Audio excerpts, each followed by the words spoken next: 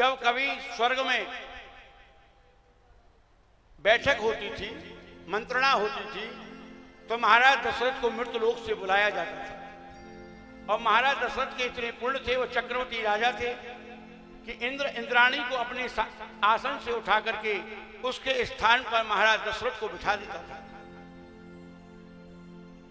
ऐसा क्यों करता था कि महाराज दशरथ के पुण्य क्षीण होते रहे, वह इंद्रासन का सुख भोगते रहे और पूर्ण रूप से इंद्र ना बन सके।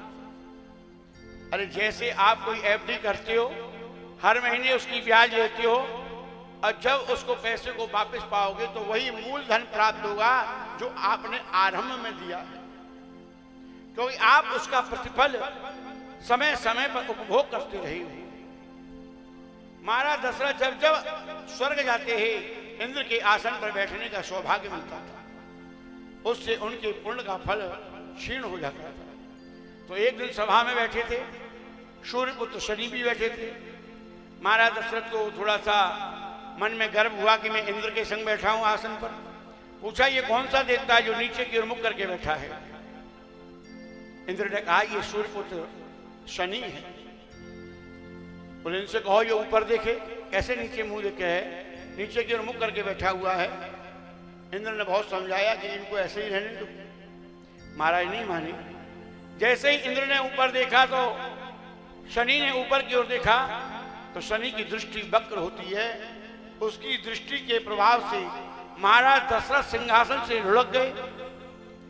ये देख करके जटायु ने अपने पंखों पर उन्हें लिया, उनके प्राणों की रक्षा की। दशरथ ने वरदान मांगने को कहा कि तुमने मेरे प्राणों की रक्षा की है, वरदान मांग लो। तो जटायु ने वरदान मांगा कि राजन, आपका जो पहला पुत्र होगा वो पुत्रवत होकर के मेरा अंतिम संस्कार करे, ये वरदान मैं चाहता हूं। दशरथ ने ये वरदान दिया। देवताओं ने कहा कि तुम्हारे तो कोई पुत्री नहीं है और तुमने जटायु को वरदान दे दिया।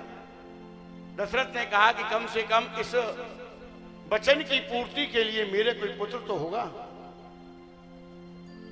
कहने का तात्पर्य है कि शनि देव की पूजा प्रत्यक्ष रूप में नहीं है, उनको छाया दान करके ही पूजन करना चाहिए। उनकी दृष्टि वक्र है।